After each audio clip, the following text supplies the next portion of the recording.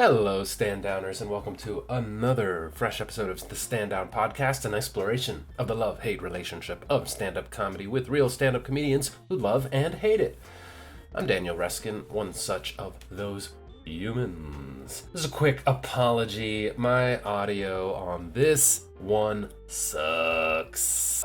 It sucks so bad. It sucks. It sucks. It's listenable. I did what I could to fix it, but I was recording out of the wrong microphone that I thought I was. Not this nice fancy boy here, but the crappy webcam mic. Pam's audio sounds wonderful. My audio sounds okay. Don't let it get in the way of a great interview. Just pretend it's 1995.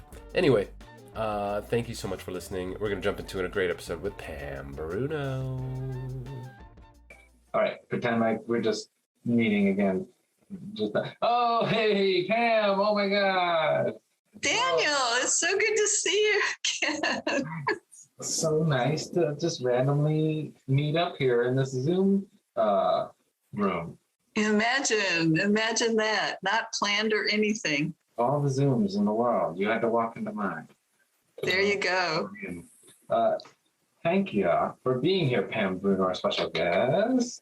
Thank you, Daniel. I'm really excited to see you and to be here. Yeah. How long has it been since since I left Miami, probably? That's I haven't seen you since then. That's been like 6-ish, 7 maybe years. No way. Yeah, the time. It does that. And you're still there? You're in Miami? I'm still in the same spot. Pretty much the exact same spot in my house. Like I just pressed pause when I left, and now I'm pressing play. There you go. The only thing is my appearance seemed to have shifted. It's the thing. I got gray for days now. Well, I have gray for years. You got a bit on me. Still, but silver foxes nonetheless. Well, thanks again for coming on and talking to me and here to explore the love-hate of comedy and the ins and outs and ups and downs and starts and stops. Yes. Just to start, what is your current relationship with stand-up comedy? Well, we have taken a break from each other. Let me put it this way. I think comedy took a break from me long before I agreed with it. So comedy seemed to have wanted to break up with me, but it wasn't until COVID that I got the hint. However, just in the last week or so, I thought, maybe I should just go to an open mic because I have written some stuff and I thought, that is hilarious, which could be detrimental to my psychological and physical health if I go up and it's not hilarious. Sure. But it's impossible to kick, no matter how long but once you activate that room in your brain, there's always the light's always going to be on, even if you dim it. It's just... Why? It's torture. Yeah, it is. It can be. It can be great when you're on the other side of it and you're either new to comedy or you're in a good place where things are working out. But yeah, that is true. Yeah.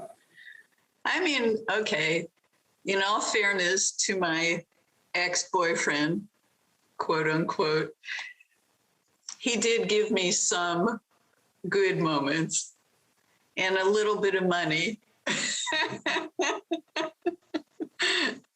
So, but I wanted more. And that's when it was like, it doesn't look like it's going to happen. So why don't you just relax?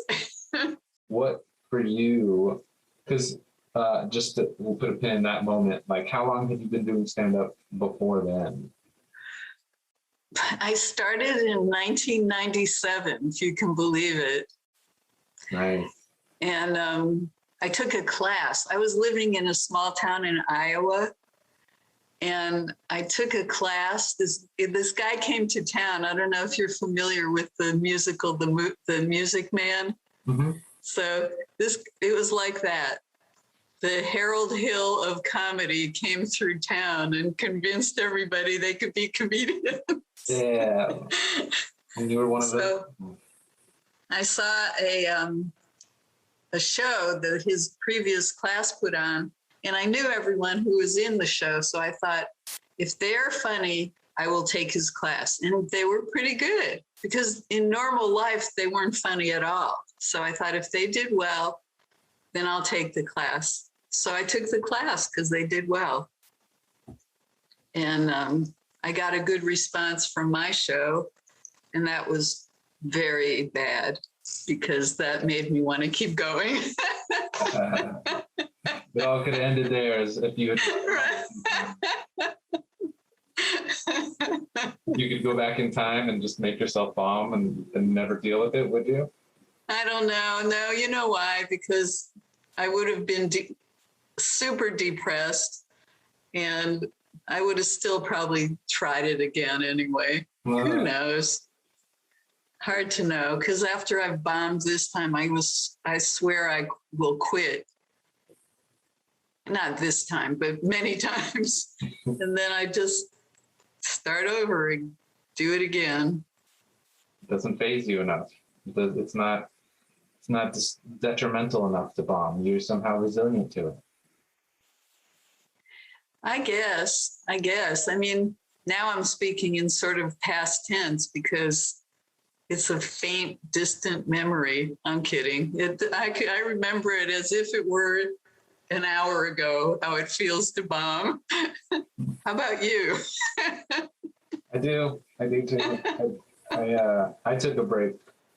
My break started a little bit before the pandemic, and it was very conveniently timed. Well, that's when I started my break. Right. Because I had written a one-woman show, and I mean, I don't know, it could have been the worst thing ever, but in my mind, there was potential. And so I was just trying to improve it and keep showing it so that I could tweak it and get it better. And I had one planned for the 22nd of March, which was very bad timing on that. So anyway, I just gave up on all of it. I mean, I did a few. Did you do any online mics? I did a few of those. I stayed away from them. Did you do one? I did a bunch. I actually enjoyed them, but I did one was a paid one. Not much, but paid gig is a paid gig, as long as it's not drink tickets or something. Well, $50. And so I was supposed to do, I don't even remember, 15 minutes, maybe, I don't even know. But the weird thing about it was for this guy's company that he worked for. And he was so excited about it. And I was like, these people probably don't even go to comedy shows, you know? And there were 2 audience members. And one of them was definitely just checking her emails while I was talking. That's what they call a lurk, when someone has you on in the background. Oh, okay. Like well, laundry. Yeah. They were definitely lurking. So, you know, it went as well as I expected, which was I got through it. And I think maybe that girl laughed at one thing at the end. I don't know. I think I asked her a question directly or something. I don't even remember. Did she have a microphone on to hear her laughter? Because that's one of the weird things. Is like, is anyone mic'd? I've seen like big rooms where they have a couple designated laughers, and because you can't. Well, see, that's the other weird thing, because the designated laughers, you just get a feeling like they're trying to be nice, you know, and so. Laugh. Yeah. So there's no way to tell really if your new material was working. It would. So imagine trying to start from scratch, only doing what comedy? right. Who would you be at the beginning? At the beginning of the pandemic, someone goes, I think I'll try out stand-up. Lesson timing right there. Oh boy. Oh my gosh. Beginning and ending in one show. It is weird to think of like all the comedians that might not have started comedy because of the pandemic, who never will, and as well as the comedians who, because of the pandemic, like won't start up again just because either priorities have shifted, life has moved on, they found other things to do, and right. Comedy itself isn't really back the way it used to be. Anyway, it's still limping in some fashion. Do you think that like you can go back in a different sense, like as more of a hobbyist / just another thing you do rather than trying to put all your chips in the comic hat? Oh, if I do. But several nights I've thought about, I was like, okay, tonight I'm going to go to whichever open mic. And then by the time it comes around, I'm just like so zonked out. I'm like, I can't be bothered. I mean, that's the whole thing. During COVID, I got used to going to sleep earlier, not going out at all at night. And so I'm just like, why do I even want to do this? And then I started thinking, okay, I want to do it because I need that affirmation that I'm funny from strangers. That was the reasoning I came up with. And I thought, I have a few new jokes, but other than that, why do I want to go and tell all my old stuff?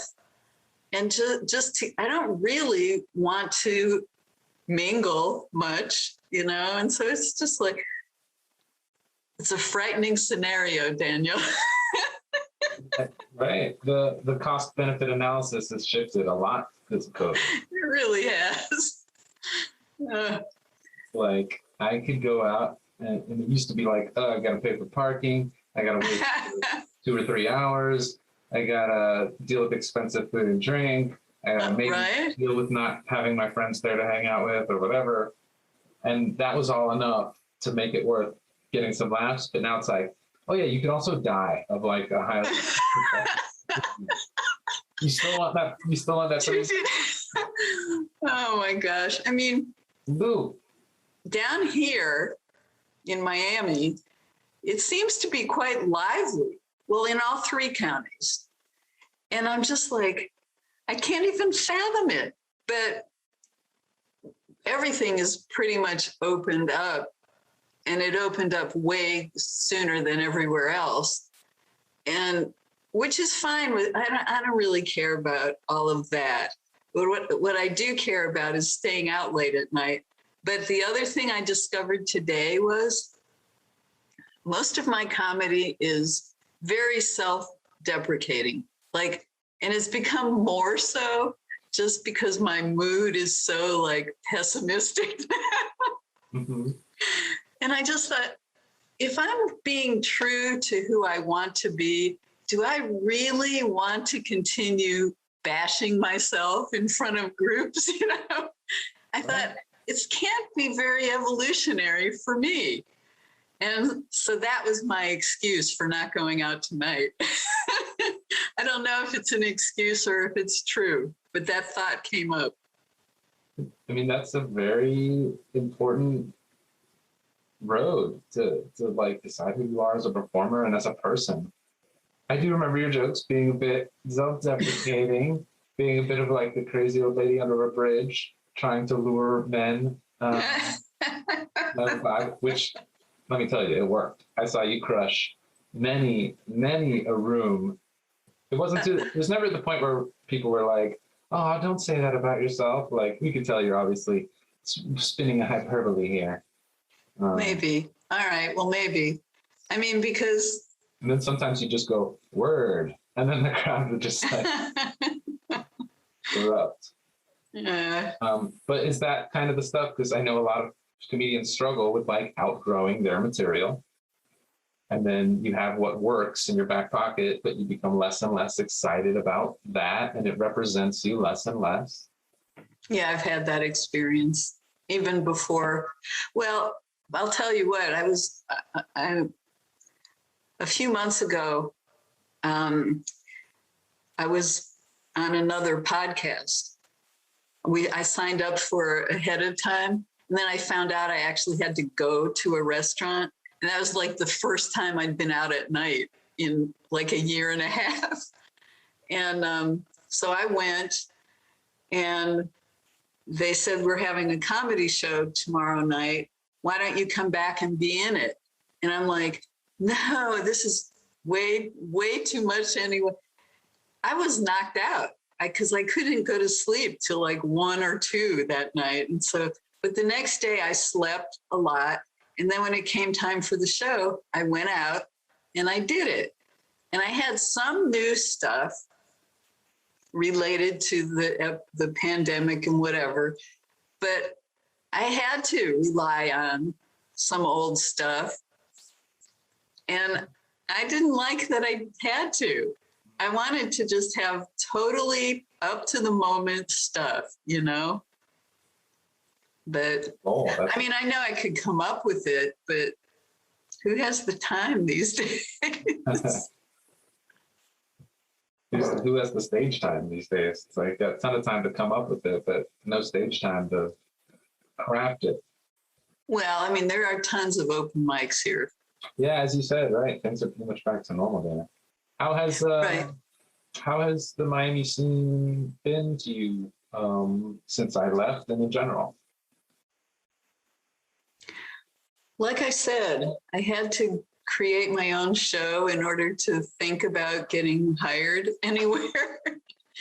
So there's not a lot of paid gigs. It was a very mixed feeling. I mean, I love comedy, and I was miserable because people, you know, I got hired a little from comics that knew me, but the big clubs basically told me they didn't want me pretty much. So, really?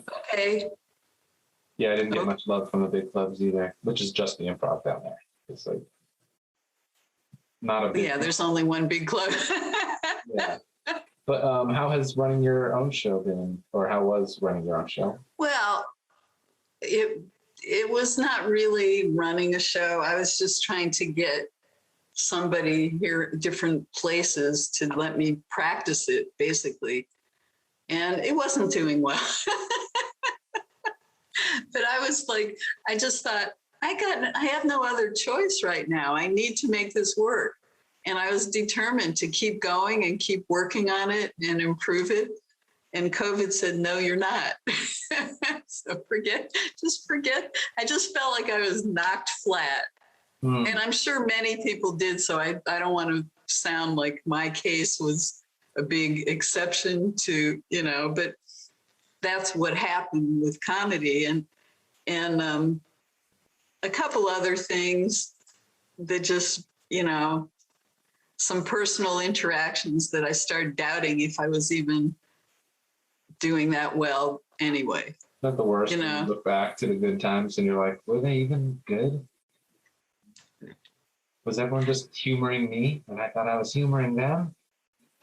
That is what happened. When that gets in your head, you may as well just sign the death warrant because it's really over.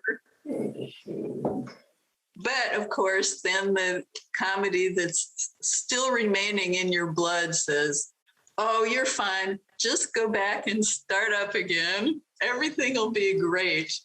And then you get it. Whatever. Anyway, I'll tell you what happened that night that I did go back to that place to perform. It went really well, even after not performing for over a year. And that, like I say, and like you know, is the most dangerous thing, because then I was like, okay, how do I start fitting this into my schedule again? How do I start staying up late and getting up early for work? I'm going to make that happen. But then the next time an open mic rolled around was, not going out. It's too late. I can't do So that motivational shift is something I really can relate to. And even back in Miami, there were nights where in the morning or whatever, I'd be like, okay, tonight I'm going to this mic. And then I'd go back and I'd be like, all right, I got to leave in the next half hour to get to this mic. Oh, let me distract myself with something. Oh, it's getting a little late. it's too late. It's too late. So just think about it. Okay, you know, maybe I won't go, but next week I'll definitely go to this one because I'll, for some reason, feel different, even though nothing in my life will be different. Right. For this week, I've done that at least twice. I wrote down the mic and then crossed it out. And then tonight I have another one written down. We'll see. One thing that I did because of the comedy void was I had started writing a book, and I decided and I can't even conceive how I decided to finish it, but I finished it. And I'm like, this is so unlike me. I don't know. I'm holding it. Yes, I did. There you go. Dun, dun, dun, dun. Da, da, da, da. But yes, tell us about this book. You started it. Tell us why you started it, and then tell us why you're so surprised that you finished it. Well, okay. Do it for the crowd to see. The first story that you're kind of looking at right now is called The Elevator. And I wrote that because I lived in this apartment building, and it had two elevators, and one of them was always broken. So the other one was always like jam-packed with people getting on, and, you know, they could only fit in this one elevator. Mm-hmm. And so at the time I made this comic strip and I put it in the elevator. You knew your audience there. Yeah. And everybody loved it because they're like, yeah, this is what happens. So I could show you the comic strip if you want. I have it on the wall, but it might take me a minute to. But the thing is, that was in the 80s. Like, about to begin, like 81, 82, something like that. So that's almost 40 years ago. And then through the years, I, at one point or another, thought, well, that would make a good book on its own. And so I redrew the whole thing to fit into a book size. And then right before COVID, I was like, that's not going to fit the size that I need. So I had to redraw the whole thing again. It took me forever. And I don't know, I just said, just take one page at a time. Don't worry, it'll be done. It'll be over with soon. So then somebody said they would publish it. And I was like, whoa, that's great. And I showed them the book and they go, that is so short. You can't do a book that short. Not the adjective you were hoping to hear. No, that was not the adjective I was looking for. Brilliant, genius, profound. No. Okay. But they want more, so that's good. You know, it wasn't too long. It wasn't too long, that's for sure. So I had been drawing cartoons. When COVID started, I started drawing all these things about my different jobs. And I had a job answering the COVID call center hotline. And that's in the book. And my other job, inspections. And I talk a tiny bit about comedy, not much. I'll touch on that later. Probably still mad at it. But right, I wasn't sure how much of it to expect in the book of your life. But there's a bit more about inspecting. You were a house inspector? What was the official like? It's insurance inspections, and it's for businesses and homes. So, but the reason is I'm doing that still. You know, I'm doing that still, and I just haven't done comedy for a while. But the thing, so after I talked to this guy, I thought, you know what? I'm going to just start grabbing all the comics that I had done and try to put them all together. And then I branched out to include more of my life, like with my parents and with stuff beforehand and traveling and whatever.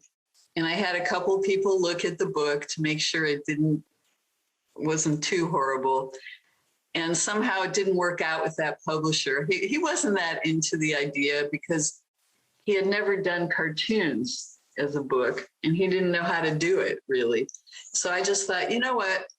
I'm just going to put it on Amazon. I mean, whatever. So that's what I did. And for your viewers, I have a special going on now. It's $5.99 for the paperback and $2.99 for the ebook.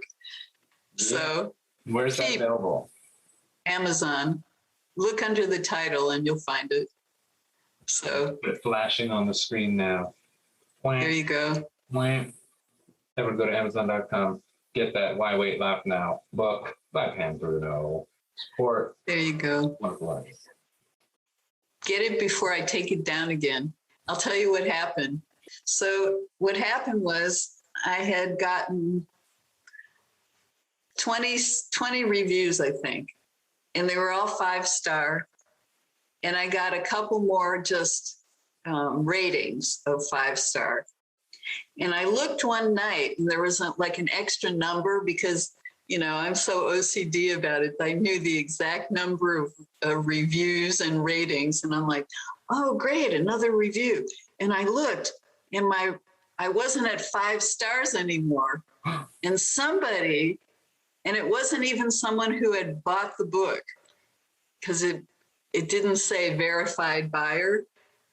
Somebody had given me a 1-star rating. And I was like heartbroken. I couldn't believe it. And so I just unpublished both of my books immediately. Why? Because of one bad review out of 20? That's such a stand-up comedy move right there.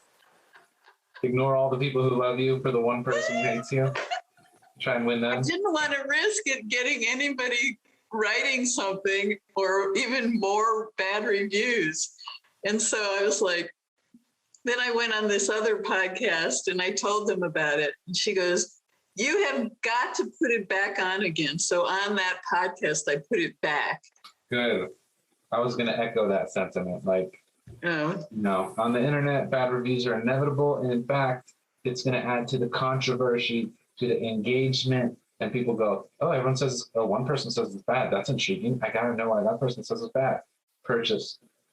Really? Okay. Maybe.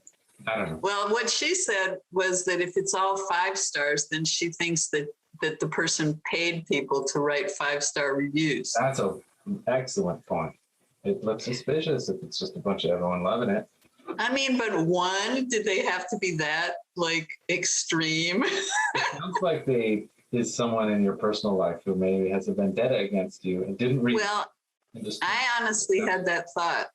They didn't want to be known, but you can be anonymous. You can make up a name when you put a review.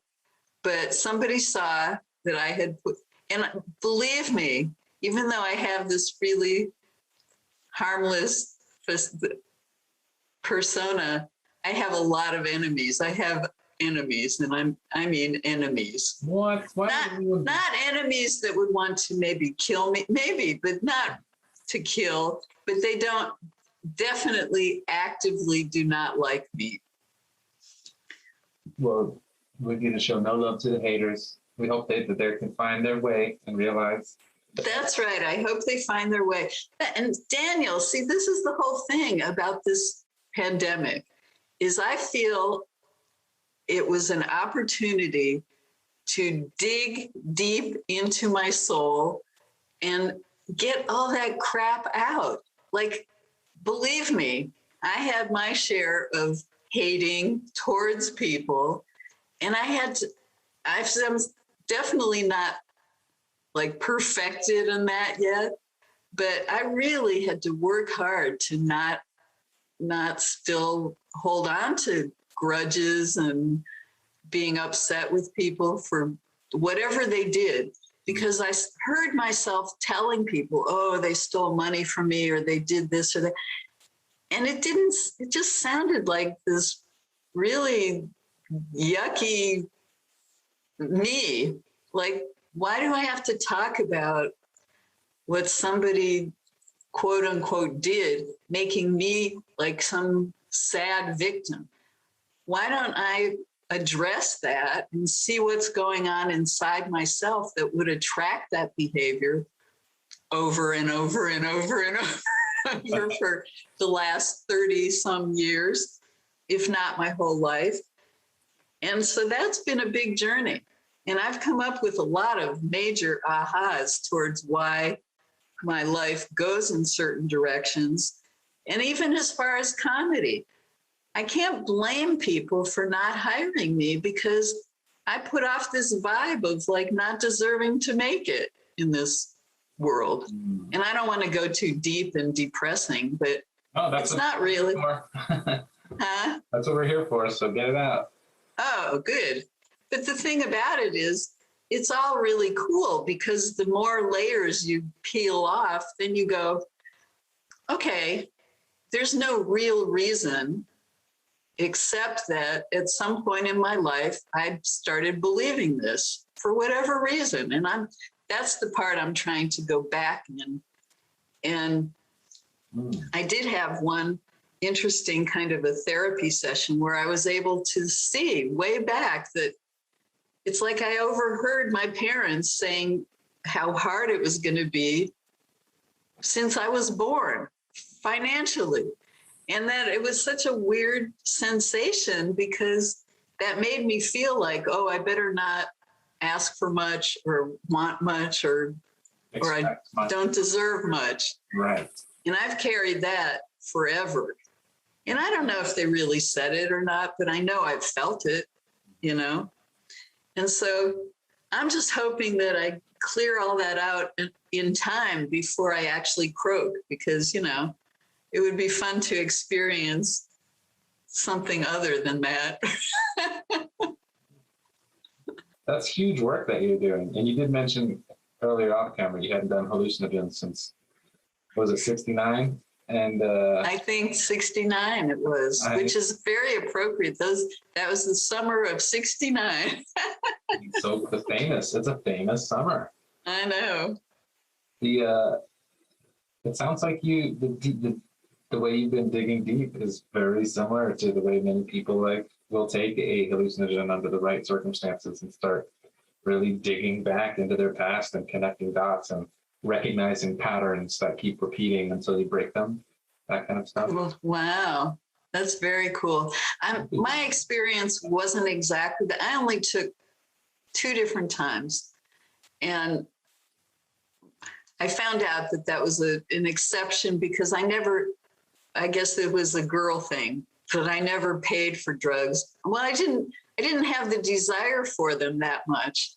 So if someone offered me, then I was like, oh, okay, you know, so 2 times I took mescaline. And I know that the guys that I hung out with were tripping all the time, because they talked about it, but I was only around during those 2 times, and I took it. And the first time was like very mind-blowing and opening and awareness of a lot of things. And then also coming down from it was very frightening.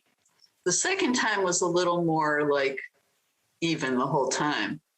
But I don't remember consciously what I learned from it, just that when I looked at things, they were definitely not as they seemed in regular life. They seemed like there was some life to even like stones and whatever was around me, which is kind of cool, because I've come to believe that there is life in everything. You know, it's not even inert objects somehow got there through somebody's consciousness. So there's something in it. Who knows? And it was on this planet, so it's all got to be some sort of life form. I don't know. What do I know? I know nothing. I mean, It's your experience. That's all. It's completely valid. What you've come up with. But I was just making a parallel that like the work you've been doing is similar to that, and you don't need drugs to do it. A lot of therapy and examination and hard thinking and being nice. Well, I've been doing TM since 1971. Really? Transcendental Meditation, and I started teaching it again for a while, but I'm sort of retired from teaching it. But that has really helped me a lot to have an inward kind of view of things. Most people try to meditate and can't keep it up for more than a week or two. Well, here's my teacher role coming out. But the thing about it that I discovered, and it's true, I thought I couldn't do it either. But when you learn it, you find out it's very simple. Anybody could do it. So, yeah, really because my cousin learned it and she told me about it. And I'm like, I'm not the meditating type. I couldn't even sit that long. She goes, you would be surprised. And I was, really. You can go really deep really quickly. So, would you recommend in any case, people in the world of comedy or anyone listening get into it? I recommend it for everybody, really, because it really helps you get rid of stress. I mean, you get a really deep state of rest from it, and it gets rid of stress that even sleep doesn't get rid of. So it's profound, I'll tell you. Cool. And it's on a sliding scale now. So if you can't afford whatever, there's different prices depending on what your income is. So it's pretty reasonable. Accessible. Well, anyone out there who wants to jumpstart into some TM, definitely hit up Pam. Another marketing. Buy the book, do the classes, sign up for the life coaching and the juice cleanse. It's a whole... I know. I don't know why, but my whole life I've had several different professions going on at once. And I was going to make a business card that had like 5 parts. Yeah, there is. That doesn't even cover it all. I was going to make this business card, and at the top it was going to go, you must need me for something. And then here's what I can do. I like that. That's like 7 layers of business. Partial list of jobs, door-to-door sales, popcorn, and fake flowers. That's when we were kids. We did that. We started young. Fake flowers, just like decorative. They were plastic flowers that had fake, they had like perfume in them, so they smelled like flowers. Waitress, babysitter, parking lot attendant, telemarketer, encyclopedia sales, editor, proofreader, MLMs. Oh my God. TM teacher, insurance agent, insurance inspector, technical recruiter, a couple commercials as an actor, massage therapist, craniosacral therapist, freelance writer, driver, people and food, real estate investor, and a stand-up, a comedian. I'm missing a few you said, but that's quite a list of things you've done. Yes, successful at almost none of them. Love to see that on a business card that just unfolds. You know what? Success is a relative term. I got a lot of life lessons out of all of it. Those are priceless. I guess. You can't pay your rent. What things, we've talked about what comedy has taken, what things has comedy given you? Comedy, what it has given me? Well, writing and performing, I know, and this is probably going to sound ridiculous to younger people, but from a geezer perspective, it has helped me to keep my brain very sharp. And that's the other reason I started thinking maybe I should just go out and do it, because I've seen people my age and even younger who they're, let's say, not quite as alert, maybe. And I honestly feel like I do have some kind of, what's the word? Propensity towards it. I just like it. And when it works, it made me really happy. And, you know, it works a few times here and there. It worked more than enough times for you to believe that it does work. Well, back at you too. So, and I made a lot of good friends that I haven't seen in a long time. But So that's how you know they're good friends, is that you can see them and pick up where you left off. pretty much, it's true. And that's the thing about comedy. There's something that all comedians seem to understand about life. And that's why we can pick up with each other and continue. It's just that there's just some common thread that we have. And I don't know. I like it. I like that. I like the camaraderie. Is that how you say it? It's comedy. Comedy rattery. Comedy. Sounds like a new show we're starting. Welcome to the Comedy Rattery. Comedy rattery. You stand up in tandem with another comedian who only helps, he hypes your jokes up there. You help each other. Yeah, that's a good idea. When I first started, I used to wear sequin jackets or tops all the time. That was your Somebody thing? told me that, and I used props a lot until I got definitely shamed. So. Isn't that messed up? Damn, because I knew people would get shamed for using guitars, for using props, like, and it comes from, I mean, I'm sort of glad it happened.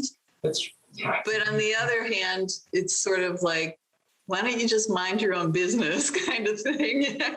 Interesting, because I guess that some people need to hear that, but you know, what if someone had said that to Carrot Top and we lost a once in a lifetime talent? Right. Bully them out of props. Right. I mean, it did sharpen my comedy by not relying on that. Yeah. But sometimes my brain would still think, what would offset this? And I thought it was hilarious, but I'm glad that I didn't continue with it. Right. It is, sometimes those are the things that, like, maybe you draw that and that's a comic, you know? Oh, yeah. When you come up with a funny idea and you're like, is that good for stand-up, or would that be better in a scene or a comic, or like, what's the funniest expression of this idea? Oh, that is funny. I could do a whole comic thing of all the props I used to use. New comic. New comic. And the Liberace jackets I used to wear. Drawing sequence sounds like a big task, so I don't want to.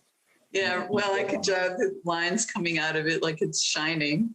Lots of little circles. Do you have a website where, like, you could post comics that you make just one-offs, and then maybe, like, once you get enough of them, you turn them into a book, like a lot of people do? I do have a website. Right now, I haven't put any recent things except for my book, but that's the other thing. If people want a signed copy of my book, they can't get it from Amazon, but they can get it from my website. You know, I say this now. There you go. Okay, so my website is pambruno.com. Big surprise, right? Solid. You got it. You don't want to .net it. You got the real deal. Yeah. Well, I didn't know any others at the time. I got it in 2009, I think. Well, I saw that you were planning to get up again. Did you go? Did you get up? I went up twice. Like now, maybe 1 or 2 months, probably two months ago now at this point. It's just become a thing that is less of a priority for me. So, like, work has been crazy. We've been understaffed, and I'm in this new job where I'm a manager of a restaurant for the first time, and that's cool. Cool and stuff. but it's also, you know, a job I've been avoiding for over a decade when I was a waiter and a cook because. Oh, to be a manager, you mean? Yeah, because more responsibility and oftentimes less pay, and it keeps you from doing comedy more than, you know, being a flexible waiter or something. Oh. And, you know, yeah, just trying to exercise, figuring out how to propose to my now fiance. Like all of these things are like, oh, okay, well, I guess I can't go out to comedy tonight, you know, and I'm not beating myself up about it the way as I used to so badly. Like, what are you doing, Daniel? You're wasting it. Now the gift and all the time you spent and this and right. You could have done it. And if you had just spent all this time, you'd already be there. But a million ways. But it bothers me less now. But I do feel sad, like when I see the scene doing stuff, and I get that fear, that FOMO, fear of missing out. Right. The scene is on. But every time I go out, people are nice, even though in my head I'm like thinking that they're gonna look at me with disdain because I'm this interloper who like isn't fully committing to the craft the way everyone else is. But you know what? You're nice. That's none of their business. It's not, you know, you have to decide what you want and need. And your life is valuable. And whatever you decide to do with it, that's your life. It's like each life is like a work of art. And you said it really well about how, okay, maybe comedy becomes the main part of it, or it becomes like a little accent here. And who knows? It's still going on. And maybe at some point it'll be like, now is exactly the right time to do this. I wouldn't have been ready before. Who knows? You never know. That's what makes it kind of exciting too. And you know, you don't lose it. I don't think you do at all. It's like riding a bike better because, you know, your mind keeps the stuff and all of your perceptions get sharper as you go.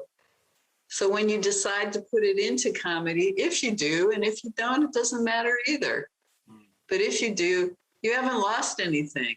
These guys who were, I think they were prisoners of war or something, but this one guy was a golfer and he couldn't play for whatever reason, I don't remember, for years.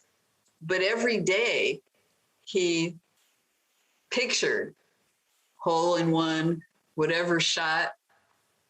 And the next time he played, his game was way better than it used to be.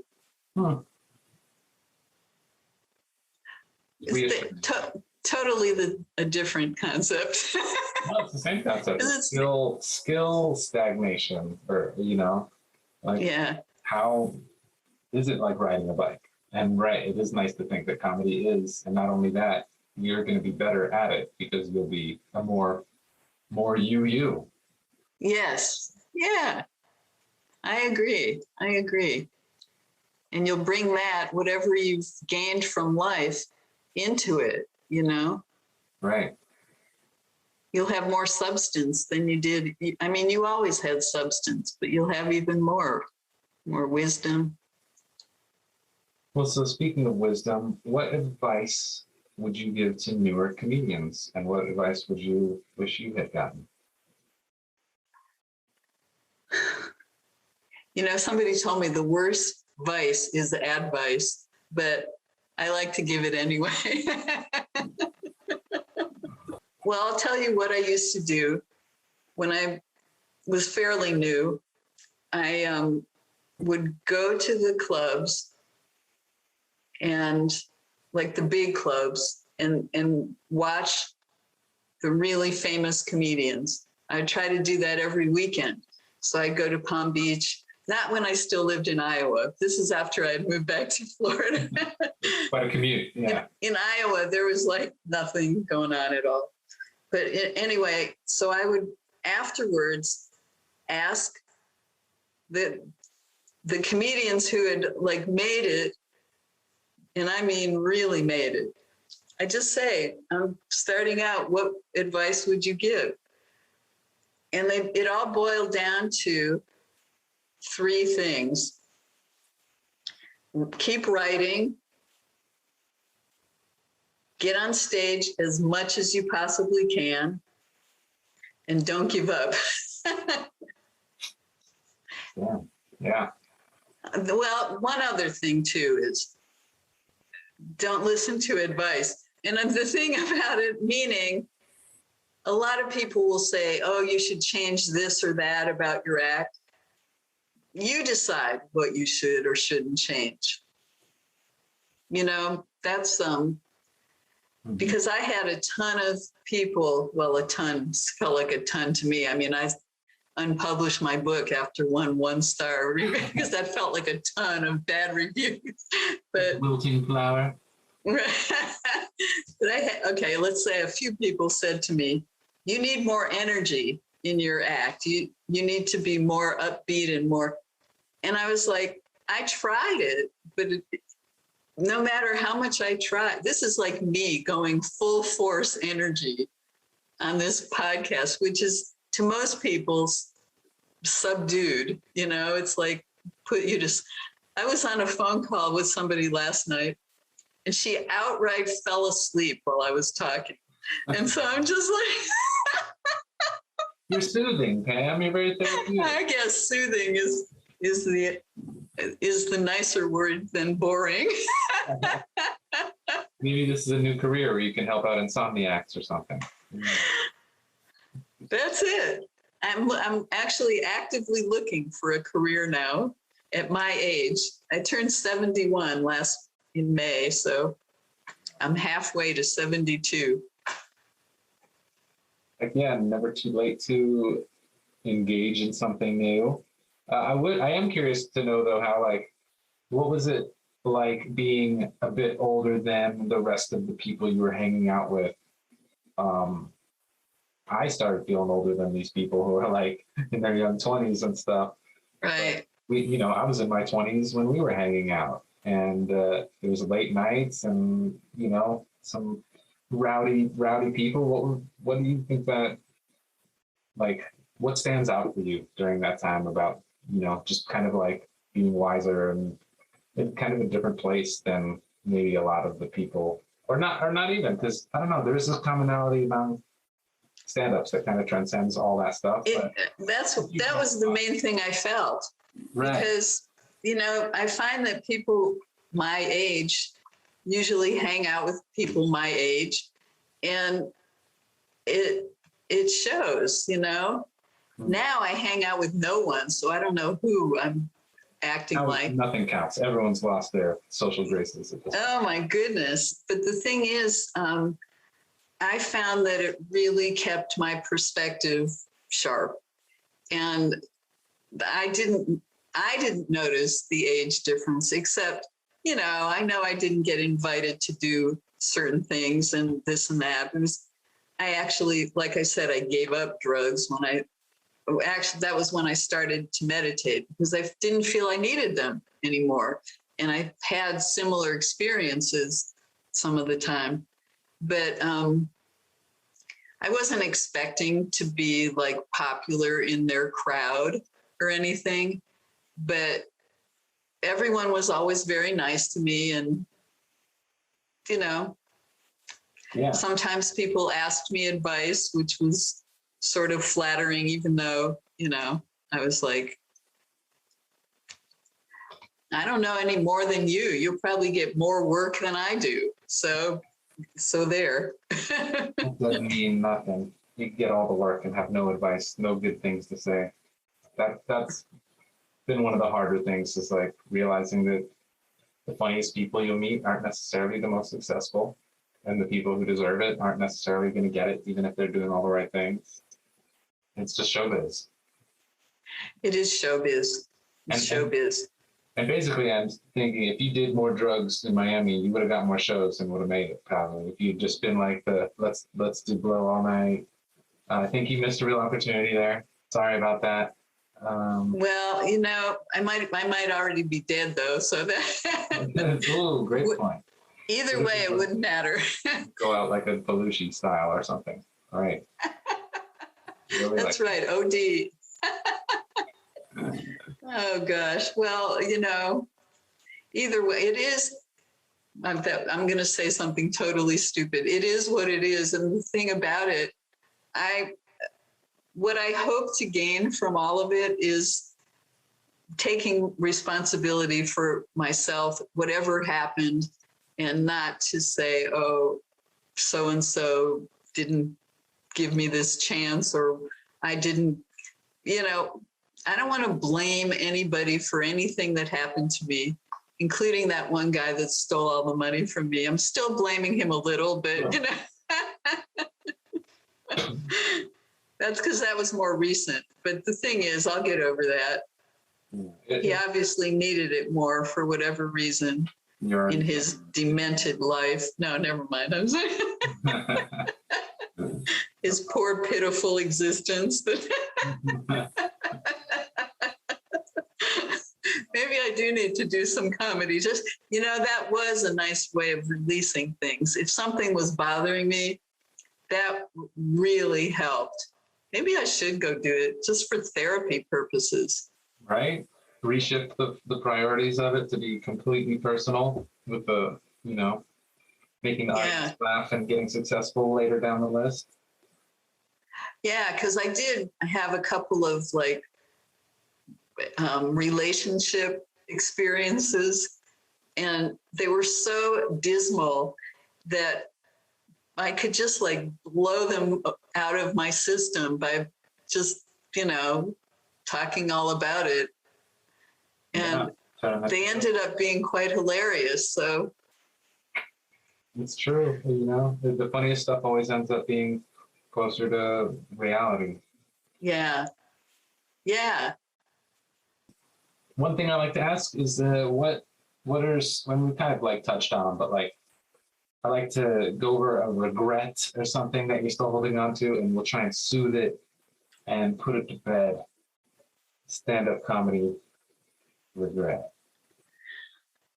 That I couldn't make a living at it. Even not, my first desire was to become this big, famous comedian. Sure. And become rich and famous. Then I dropped off the famous part, and now I dropped off the whole thing. And, a lot of people say, though, if you depend on it for your living, then it takes the joy out of it. So I say, I've already had the joy taken out of it for me. You didn't even have to be successful. That's good. Way to cut a step out.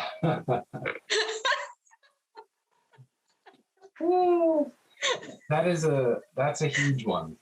And I think a lot of comedians can relate to that. And the idea, I hate to say, but just like everything else, it's harder to be a comedian these days and make a living than it used to be. Like with a lot of jobs. And every one of us knows comedians who appear successful, and they are insurance adjusters or teachers or anything else. And it's becoming, and let alone comedians have writing, people who've made it in comedy are writing for television shows or involved in some other aspect that supplements their income. So and I can agree too. I remember when I went from wanting to be George Carlin to just wanting to make a living, and it is a little, I'd say it's more unfair of a bar to put on yourself than ever. Right. Well, I have no bars. Now I've got 0 bars. I'll tell you what, I did give up for a little bit. When my dad died, I stopped doing it for a couple years. That was in the early 2000s. And then somebody convinced me to go to an open mic. And I had the thought, what? Why not just leave that as my bar, just to go to open mics and not expect to have something come of it. Mm-hmm. But then, one thing leads to another, and somebody asks you to do a show, and then this, and then you start thinking, whoa, I need to like really make something happen. And, you know, I think that whole idea of if you don't have expectations, then you're not disappointed. I actually made a joke about that when I said I believe that a low-grade level of disappointment is healthy in your life. So I have a lot of expectations. I love it. It's very. I mean, on the other hand, people say never give up on your dreams, and I'm like, maybe I won't, but maybe my dreams will have to change. Right. If your dreams are ultimately leading you to be unhappy. Right. Then you have to reconsider what those dreams are about. Right.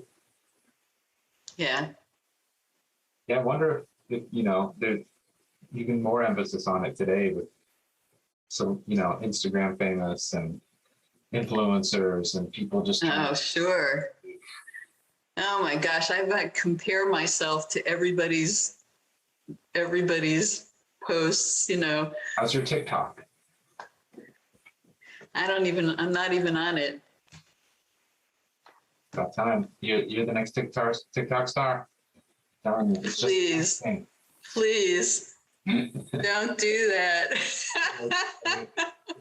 I am the next insurance inspector earning somewhat of a living at it. That is to be accomplished in this day and age, especially in Florida. That I think I can handle. Not to shit on Miami, which I sometimes accidentally do on this podcast. It's harder to make a living down there as a comedian than it is in other places. Oh, really?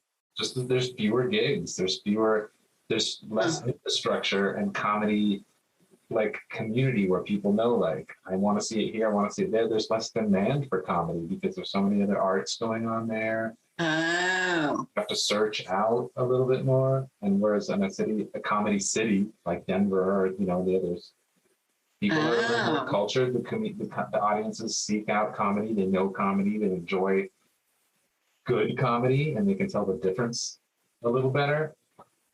Oh, yeah. Interesting. I think, wow. Just some thoughts. Just so that, I've had no means of comparison, I got one out of town job, and it was my first featuring out of this area. And I tanked so badly that I quit again for a couple of years. If you get a punch card, you're about to earn your free sandwich. Quit coming back. I swear, the longer you're in comedy, the more times you quit, like for everybody. Oh, well, that's good to know. It's inevitable. Yeah. But yeah, so Pam, what a wonderful time and conversation. It's been really fun getting to catch up with you. And yes, Daniel. Everything. I feel the same. I'm happy to see an old friend after all these years. Any final thoughts or musings? Definitely everyone check out PamBruno.com and go to Amazon and get Why Wait Laugh Now. Hilarious and charming cartoon comic. Don't give me one star though, or I might kill myself. I don't know. Anything under 4 stars, she's gonna have a crisis. So please be kind. I'm not trying to bribe people to give me a lot of stars, but just emotionally bribing. Think about it before you do it. Click means a lot. So check those out. Final words? Final words. Don't blame anybody else for anything that's happening to you. And on the positive side, I've been hearing this a lot lately from motivational speakers. Life doesn't happen to you, it happens for you. So anything that's happening look into it and just start asking questions like, okay, what am I trying to learn? What am I trying to show myself in this situation? And it always brings you some little spark of insight. So it's very cool. I like that. That is, reframing is huge. Yeah. Like, yes. I don't have to do this. I get to do this. I get to. I love that. Totally. What a perfect note to end this on. And then also as advice for everybody, remember, if you're going back to stand up, don't do the new material first. Stand up between an old joke or two. Like, no shame in that. No shame. It's always of the 2 times I went back recently, the first time I went straight with the new material and was pretty much dud for most of it. Second time I told like 1 or 2 oldies first, had a much better time. Oh, good. That's good to remember. That's going to be my sign off from now on. And remember, if you're doing new jokes, do some shitty old ones first. Yeah, thanks again. You're great. Thank you, Daniel. Check it out. And we'll see you next time, next episode. Bye-bye. Yes. Bye. Thank you.